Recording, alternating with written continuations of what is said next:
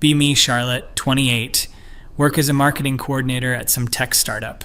Consider myself pretty enlightened about social justice issues, especially when it comes to gender inequality. Constantly having to educate people about how women face systemic disadvantages in literally every aspect of society. Dating, career advancement, social interactions, you name it. Coworkers are always rolling their eyes when I bring up these topics, but someone has to speak truth to power. Anyway, last month I'm at happy hour with some colleagues from work. This guy Marcus from engineering starts complaining about how hard dating is for regular guys like him. Claims women have all the power on dating apps and can be super picky. Literally laughing out loud at this ridiculous assertion. Marcus, are you seriously trying to tell me that women have advantages in dating? Women face constant objectification, harassment, and are judged solely on appearance. He's getting defensive now, typical male fragility. I'm just saying, I send out dozens of messages and barely get any responses. My female friends show me their phones and they have hundreds of matches. Roll my eyes so hard they almost fall out of my head. Those matches are from men who just want to use them for sex. Women have to filter through endless creeps and threats. The quality of attention matters, not quantity. Marcus and a couple other guys are nodding along with his nonsense. Even some of the women at the table seem to think he might have a point. Absolutely infuriating how internalized misogyny works. Spend the next 20 minutes explaining the concept of sexual objectification and how apparent advantages in dating are actually manifestations of patriarchal power structures. Can tell they're not really listening, just waiting for me to finish talking. Whatever, I'm used to being the only one willing to speak uncomfortable truths. But Marcus's claims are still bothering me days later. Keep thinking about how confident he seemed in his wrongness. Decide I need to gather some actual data to shut down this kind of thinking once and for all. Going to design a proper experiment to demonstrate how much harder women actually have it in the dating world. Spend a weekend researching methodology and planning everything out. Create multiple fake Tinder profiles using photos I find on various social media accounts. Make sure to get permission from people by creating fictional backstories, whatever. The ends justify the means here. First profile, Jake. 29-year-old accountant, decent looking but nothing special, has his life together. Use photos of my friend Emma's brother, who's perfectly average height, normal face, works at some financial firm. Second profile, Michael. 31-year-old teacher, again completely ordinary appearance, stable career. Find these photos through friends of friends. Guy looks like he shops at Target and drives a Honda Civic. Third profile, David. 27-year-old software developer. Another aggressively mediocre-looking guy with a decent job. These are exactly the type of men Marcus was talking about. Middle class, employed, not ugly, but not particularly attractive either. Then for contrast, I create Amanda. And here's where my experiment gets really interesting. Decide to use photos of this woman I found through a local Facebook group who's literally experiencing homelessness. She posted asking for help finding resources, mentioned she's been living on the streets for 3 months. No permanent address, no income, sleeping in her car when she can't find shelter space. Obviously, I'm not actually going to catfish anyone, just gathering data on match rates and initial interest. Figure this will perfectly demonstrate how even women in extremely disadvantaged positions still have to deal with objectification, while privileged men with stable jobs face real hardship that feminists apparently just ignore. Set up all the profiles with basic bios mentioning their situations honestly. Jake's bio, accountant, love hiking and craft beer, looking for something real. Michael's bio, teacher, enjoy reading and cooking, hoping to find my person.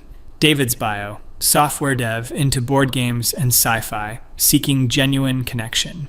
Amanda's bio, going through a tough time right now, living situation is complicated, but staying positive and looking to meet new people. Plan to run this experiment for exactly 2 weeks to get a solid sample size. Create a detailed spreadsheet to track all the metrics.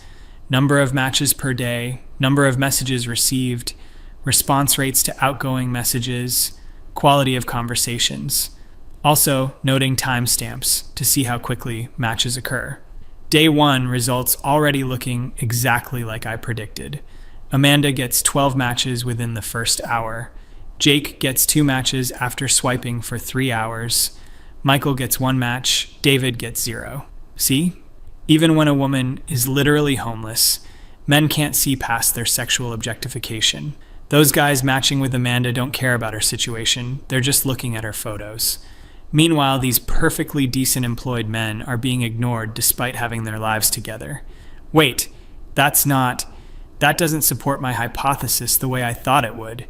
Whatever, need more data before drawing conclusions. Day 2, Amanda, up to 34 matches, getting constant messages. Guys are actually being really nice to her, several offering to help with her situation. Jake now has 4 matches total, sent 15 messages and got 2 responses. Michael has 3 matches, but no one's messaging him back. David finally got 2 matches, but the conversations died after their first responses. This is weird, but still early in the experiment. Maybe the app's algorithm is just boosting Amanda's profile because it's new. By day 5, the pattern is becoming impossible to ignore. Amanda, 67 matches, at least. 50 meaningful conversations started by matches. Multiple guys offering to help her find housing, job opportunities, even just basic support. Some of the messages are incredibly thoughtful and kind. Jake, 8 matches total, sent 31 messages, got 6 responses, 0 conversations lasting more than 3 exchanges. Michael, 6 matches, even worse response rate to his messages. David, 4 matches, practically radio silence when he tries to start conversations, starting to feel genuinely confused about what this data is showing. Maybe I should adjust my hypothesis slightly. Clearly the issue is that men are fetishizing Amanda's vulnerability. They're not actually interested in her as a person, just excited by the power dynamic. That's got to be what's happening here. But when I read through the actual messages Amanda's receiving, they seem surprisingly genuine. Lots of guys sharing their own struggles, offering practical help, asking thoughtful questions about her interests and goals. Meanwhile, the few responses Jake and the others get are pretty surface level. Hey and what's up type stuff. Week 1 complete. Amanda has 89 matches and has been asked out by 23 different guys. Several have offered to pay for dates specifically because they understand her financial situation. Jake has 12 matches, been asked out exactly 0 times, had to initiate every conversation. Michael, 9 matches, also 0 date offers, struggling to keep any conversations going. David, 7 matches, same story as the others, starting to feel really uncomfortable about what this data might be suggesting. Maybe there's something wrong with the photos I chose for the guys. Go back and look at them critically. They're actually pretty decent. Jake especially photographs well, good smile, clear photos, looks like someone you'd want to grab coffee with. Meanwhile, Amanda's photos are obviously taken with an older phone, lower quality, and she looks tired and stressed, which makes sense given her situation, but somehow that's not deterring anyone from showing interest. Week 2 begins, and I'm starting to feel sick about continuing this experiment. Results are getting more extreme, not leveling off like I expected. Amanda now has 124 matches, multiple serious dating prospects, guys planning elaborate first dates specifically designed around her circumstances. 1 match offered to pick her up from wherever she's staying and take her somewhere nice. Another guy spent an hour crafting a message about his own experience with housing instability and how he'd love to support her. Actually had to stop reading some of these messages because they were making me emotional. Meanwhile, Jake sent 67 messages over 2 weeks and had 11 total responses. Of those responses, exactly 0 led to actual dates being planned. Most conversations just fizzled out after a few polite exchanges. Michael and David's numbers are even worse. They're basically shouting into the void. Final day of the experiment, and I'm just staring at my spreadsheet in complete shock. Amanda, 156 total matches, 73 substantive conversations, 31 date offers, 8 guys specifically interested in serious relationships despite her circumstances. Jake, 15 matches, 4 conversations lasting more than 5 messages, 0 date offers. Michael, 12 matches, 2 meaningful conversations, 0 date offers. David, 9 matches, 1 conversation lasting more than 3 messages, 0 date offers. These numbers are completely insane and totally contradict everything I thought I knew about dating dynamics. How is it possible that a woman with literally no money, no permanent address, No stability whatsoever is drowning in dating opportunities. While men with steady jobs, decent appearance, and normal lives can barely get anyone to respond to their messages. Spend the next 3 hours just staring at this data, trying to figure out where my analysis went wrong. Maybe the men matching with Amanda are just desperate creeps who think she'll be easy to take advantage of. But reading through the actual conversations, most of these guys seem genuinely caring and respectful. Several explicitly said they're not looking for hookups and want to take things slow given her situation. Multiple matches have professional jobs and seem like exactly the kind of stable partners any woman would want. Meanwhile, Jake, Michael, and David are being completely ignored by women who match with them, even when they send thoughtful, personalized messages referencing things in women's bios. The response rate is abysmal. Start Googling studies about dating app demographics to see if there's some explanation I'm missing. Find article after article confirming that men typically get far fewer matches and responses than women. Studies showing that even conventionally attractive men struggle on these platforms. Data indicating that women can afford to be extremely selective while men have to cast wide nets just to get basic attention. Everything I'm reading directly contradicts the narrative I've been pushing about women having it harder in dating. Feel like my brain is short-circuiting trying to process this information. How did I get this so wrong? Spend the entire weekend going through feminist dating theory trying to find explanations. Maybe this is just dating apps specifically and doesn't reflect real-world dynamics. But Marcus was specifically talking about dating apps when he made his original claim, which means he was actually right? Can't even bring myself to think that fully. Decide I need to talk through this data with someone objective. Call my friend Jessica, who's pretty level-headed about this stuff. Jess, hypothetically, if someone ran an experiment comparing dating app success between different types of profiles, what do you think they'd find? I mean, everyone knows men have it. Rough on dating apps. Even really great guys barely get matches. It's like a completely different experience from what women deal with. Feel my stomach dropping. But women face so much harassment and objectification on these platforms. Yeah, that's definitely true too. But in terms of just getting matches and responses, women have a huge advantage. I thought everyone knew that. Apparently everyone did know that except me. Hang up feeling even more confused and disturbed. How many other things have I been completely wrong about while lecturing people with such confidence? Think back to that conversation with Marcus and realize how dismissive and condescending I was. He was trying to share a genuine frustration, and I basically told him his lived experience was invalid, while being completely uninformed about the actual reality of what he was describing. The worst part is remembering how smug I felt during that conversation, so certain that I understood dating dynamics better than people who were actually experiencing them. Spend Monday morning at work feeling like I'm viewing everything through a completely different lens. Notice Marcus eating lunch alone and actually feel a pang of empathy instead of my usual irritation. Remember him mentioning how isolating dating apps can be when you're constantly being ignored.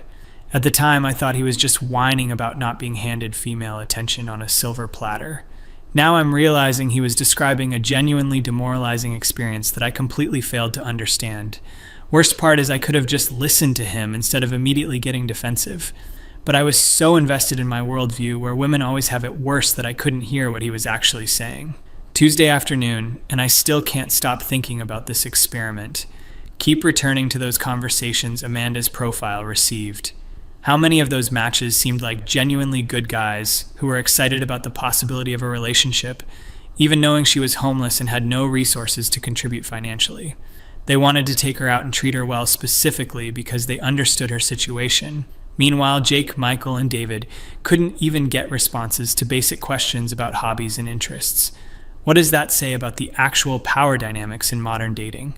If women have the luxury of being incredibly selective while men struggle for any attention at all, then maybe the harassment women face is a symptom of that imbalance rather than proof of female disadvantage. Like, if guys are desperate for any response, some of them are going to act inappropriately out of frustration. Not excusing that behavior, but it suggests the underlying dynamic is more complicated than I thought. Wednesday evening, and I finally work up the courage to apologize to Marcus. Find him in the break room and ask if we can talk privately. Marcus, I owe you an apology for how I responded to your comments about dating apps last month. He looks genuinely surprised since I've never admitted being wrong about gender issues before. I did some research into online dating statistics and realized I was speaking from ignorance rather than actual data. You were describing a real phenomenon that affects a lot of men, and I dismissed your experience without even trying to understand it.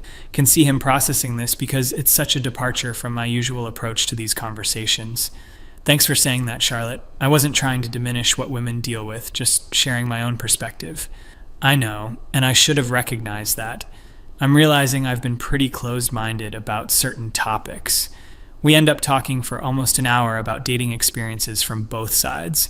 He shares stories about months of rejections and how demoralizing the whole process can be. I find myself actually listening instead of immediately thinking about how to counter his points. Turns out he's had some really thoughtful observations about gender dynamics that I never gave him a chance to express. Thursday morning, and I'm questioning everything I thought I knew about feminism and gender equality, not questioning whether women face real disadvantages, because obviously we do, but questioning whether my understanding of those disadvantages has been accurate or complete. Realize I've been approaching gender issues like a zero-sum game where acknowledging male struggles somehow diminishes female ones. But what if it's possible for both things to be true simultaneously? Women can face harassment and objectification while also having certain advantages in dating. Men can have institutional privileges while also struggling with loneliness and rejection. Maybe the real problem is how polarized these conversations have become. Friday afternoon, and I'm still processing the implications of this experiment. Keep thinking about how confident I was in my assumptions and how wrong I turned out to be. Makes me wonder what other topics I've been equally wrong about while being equally confident. Decide to actually research some of the claims I regularly make about gender disparities. Spend hours looking up statistics on workplace discrimination, educational achievement, mental health outcomes. Turns out the data is way more nuanced than the talking points I usually repeat. Some areas where women clearly face disadvantages, others where men do, many where it's complicated. Feel like I've been operating from a script rather than actually engaging with complex realities. Weekend arrives, and I'm having a complete crisis of confidence about my entire worldview. Not abandoning my feminist values, but realizing I've been expressing them in ways that were sometimes ignorant and counterproductive. Thinking about all the conversations where I've lectured people instead of listening. All the times I've assumed bad faith when people shared experiences that didn't fit my narrative. How many opportunities for actual understanding did I miss because I was more interested in being right than being accurate? Decide to delete all the fake dating profiles because this experiment has served its purpose. But first, I screenshot the final data one more time. Amanda, 178 matches, 89 conversations, 47 date offers from guys ranging from college students to professionals. Jake, 18 matches, 7 conversations lasting more than 5 messages, still 0 date offers. Michael, 15 matches, 3 meaningful conversations, also 0 dates planned. David, 11 matches, 2 conversations that went anywhere, same story. These numbers represent a complete demolition of everything I thought I understood about dating and gender dynamics. Feel simultaneously humbled and grateful for this wake-up call. Sunday evening reflection on this whole experience. Realize the most disturbing part wasn't being wrong about the data. It was how aggressively certain I was while being completely uninformed. I built my entire identity around understanding gender issues better than everyone around me. Used that supposed understanding to dismiss and lecture people who were sharing genuine experiences. Marcus wasn't mansplaining or minimizing female struggles when he talked about dating difficulties. He was describing a real aspect of his life that I could have learned from if I'd been willing to listen. Instead, I made him feel like his perspective was invalid and unwelcome. How many other people have I done that to over the years? Monday back at work, and I notice I'm approaching conversations completely differently. When topics related to gender come up, I find myself asking questions instead of making pronouncements. Actually curious about other people's experiences rather than assuming I already know what they should be thinking. It's uncomfortable because I'm used to feeling like the expert in these discussions, but it's also refreshing to admit there are things I don't understand. Tuesday lunch conversation with some female coworkers about dating app experiences. Instead of steering the conversation toward harassment and objectification like I usually would. I actually asked them about match rates and response patterns. Turns out their experiences align perfectly with my experimental data. Hundreds of matches, constant attention, ability to be extremely selective. They've never really thought about what the experience might be like from the male perspective. Share some of Marcus's insights and watch them have the same realization I did. Maybe we've all been operating with incomplete information about how these dynamics actually work. Wednesday evening call with my sister, who's always been more moderate than me on gender issues. I ran this experiment on dating apps and got some really surprising results. Tell her the whole story and she's quiet for a long time. Charlotte, I'm proud of you for being open to changing your mind about this. I've wanted to have these conversations with you for years, but you always seem so certain about everything. There were times when I felt like you wouldn't even consider the possibility that your analysis might be incomplete. That hits really hard because I respect my sister's judgment enormously. Realize I've been shutting down potential dialogue with people I care about because of my need to be right. Thursday morning coffee with Marcus to continue our conversation from last week. Tell him about the dating app experiment and show him some of the data. His reaction is really interesting, not smug or vindicated, just relieved to have his experience validated. I never wanted to be right about this stuff, Charlotte. It would be great if dating apps worked well for everyone, but it's been frustrating to feel like I couldn't even discuss these issues without being accused of misogyny. Realize that my previous approach to these topics actually made it harder to address real problems. By dismissing male perspectives, I was preventing conversations that could lead to better understanding for everyone. Friday afternoon reflection on how much my thinking has changed in just 2 weeks. Still completely committed to gender equality and women's rights. But now understand that supporting women doesn't require dismissing or minimizing legitimate male experiences. The dating app experiment taught me that reality is more complex than ideological talking points, and that intellectual humility is way more valuable than appearing to have all the answers. Most importantly, learned that listening to people's actual experiences is more informative than assuming I already know what they should be feeling. Weekend planning to reach out to a few other people I may have been dismissive toward in past conversations. Not to abandon my feminist principles, but to apologize for being closed-minded about topics I didn't fully understand. Turns out you can care about gender equality while still being wrong about specific aspects of how gender dynamics actually work. And admitting those mistakes makes you more effective, not less committed to the cause. Sunday evening deleting all the screenshots and data from the experiment, but keeping the lessons learned about intellectual humility and the importance of listening to perspectives that challenge your assumptions. Still processing how dramatically this changed my understanding of dating, gender dynamics, and my own relationship to being wrong, but grateful for the wake-up call, even though it was uncomfortable. Monday morning, back to normal life, but with a fundamentally different approach to conversations about gender. More questions, fewer assumptions, more curiosity about other people's experiences. Turns out there's a lot I didn't know, and admitting that feels way better than pretending to have expertise I never actually had.